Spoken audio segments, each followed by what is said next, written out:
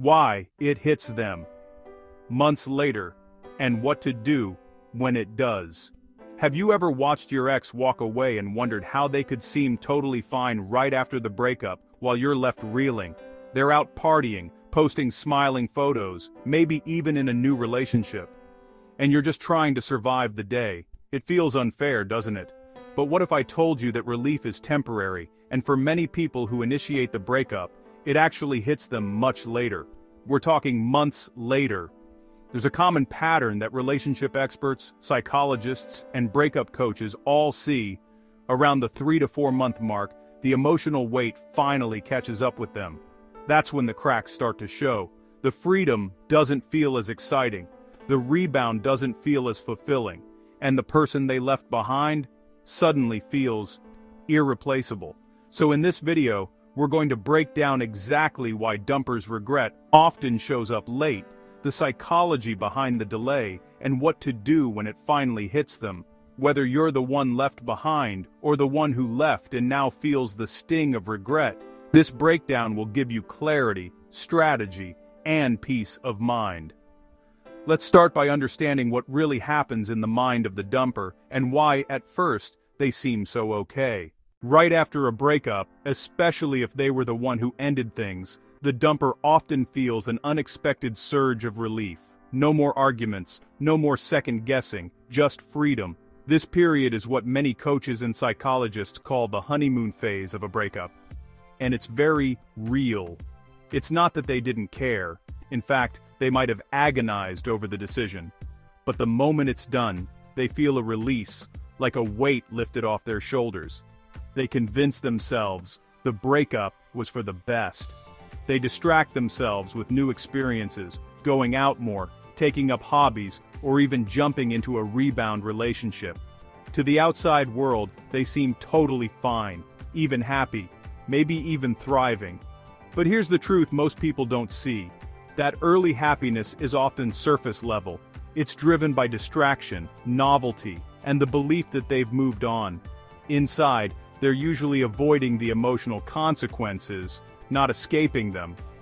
This phase doesn't last forever, it's temporary, and once that initial high fades, which it almost always does, that's when reality starts creeping in. And that is when it starts to hit.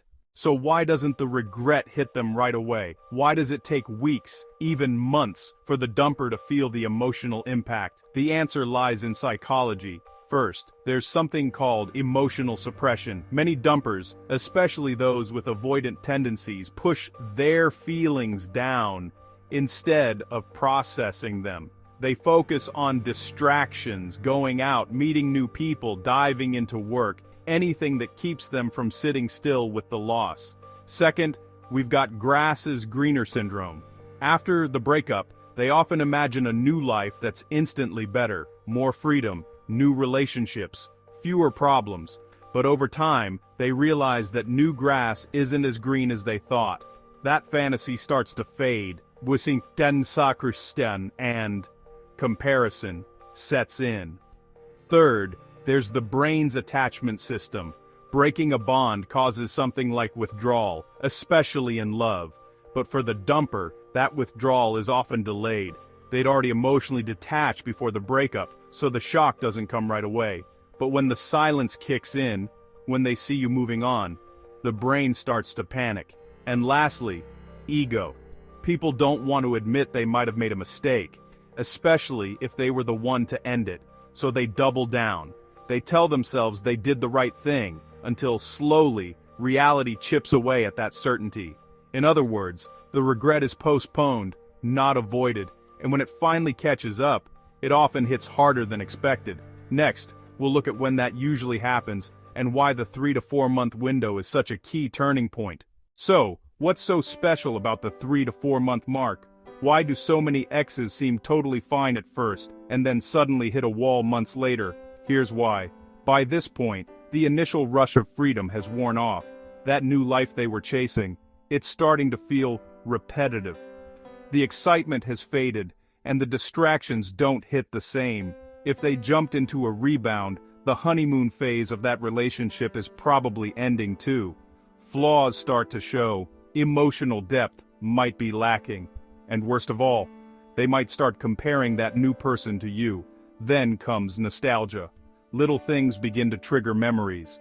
A song, a photo, a familiar scent. Moments you shared start resurfacing, not with anger but with longing. And here's the big one, the realization that they might have lost you for good. Especially if you've gone no contact, started healing, or even started dating again. The dumper starts feeling something new. Fear. Fear that you're gone. Fear that they made a mistake. Fear that someone else will love you the way they didn't. This is the point when they often question themselves. Did I mess this up? Could we have worked things out? Why do I still think about them all the time? And that's why this 3 to 4 month window is the turning point. It's when the fantasy ends, and the reality of the breakup finally sets in. Now let's talk about one of the most misleading parts of modern breakups, the rebound relationship. Honestly, it can feel like a gut punch. Your ex breaks up with you and like a week later, they're with someone new, smiling, traveling, posting, seemingly in love. But here's the truth, most people miss rebounds don't erase emotion, they delay it. Jumping into a new relationship right after a breakup is often a coping mechanism, not a clean break. It's not about moving on. It's about avoiding the pain they just don't want to face yet. At first, rebounds feel like a win. They provide validation, distraction, and comfort. But, that high rarely lasts. Most rebound relationships crack around the 3 to 6 month mark. Why?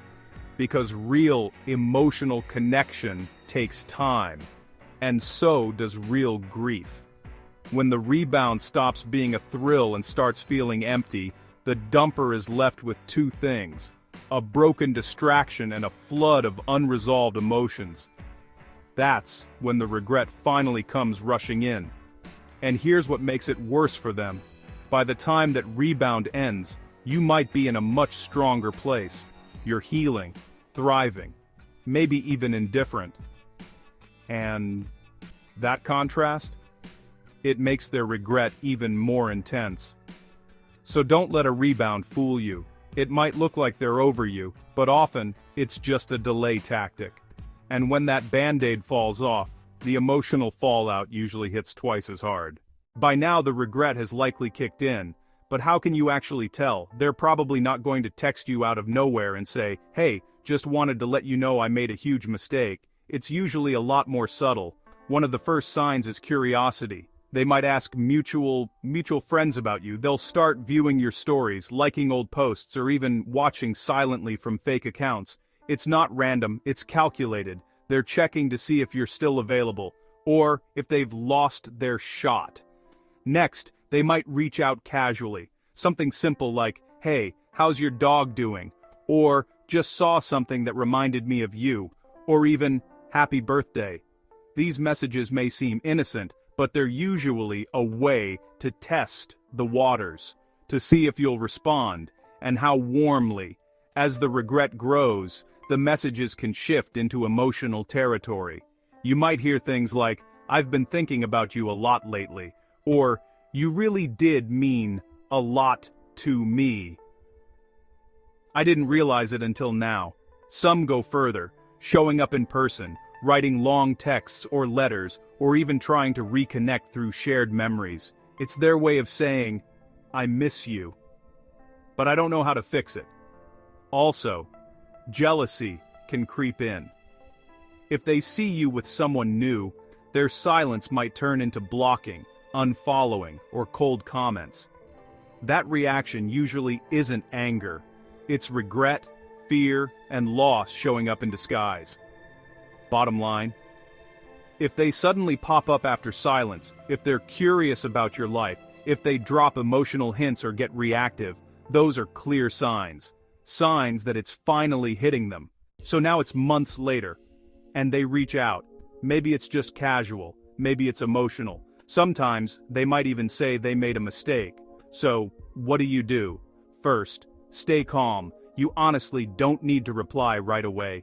Give yourself a moment to breathe, reflect, and check in with how you feel. Not just react to what they're feeling. Second, get clarity. Ask yourself, Why are they reaching out now? What do they actually want? Are they looking to reconnect, or just soothe their guilt? If their message is vague, it's totally okay to respond with something simple like, "It's been a while. What made you reach out?" This gently pushes them to reveal their intention, without you having to assume anything. Third, listen to their words, but trust their actions. Are they apologizing, taking accountability, acknowledging what went wrong, or is it just "I miss you" with no real sign of growth? Words are easy. What really matters is whether they've changed, whether the issues that ended the relationship have actually been addressed, and whether you still want the same things. And finally, you are under no obligation to take them back. Just because they regret leaving doesn't mean you have to reopen the door. You can forgive without reconnecting. You can listen without committing.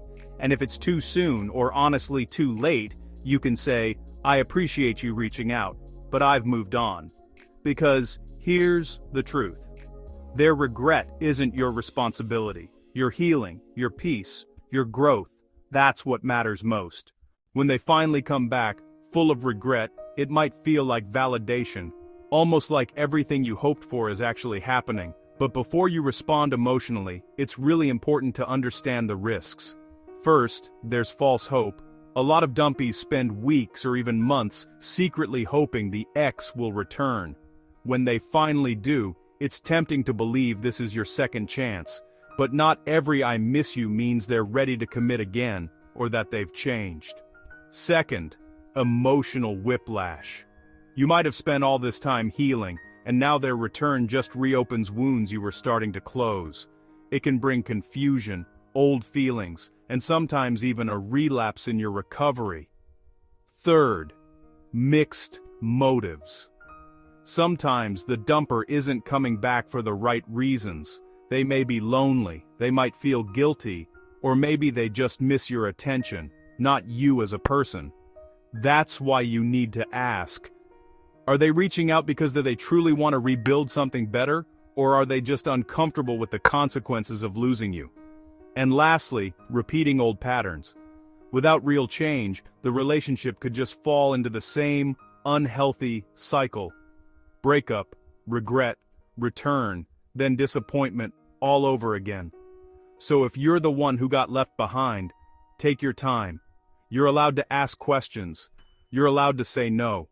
And most importantly, you're allowed to protect the peace you fought so hard to rebuild. Regret is not a free pass. It's actually a starting point.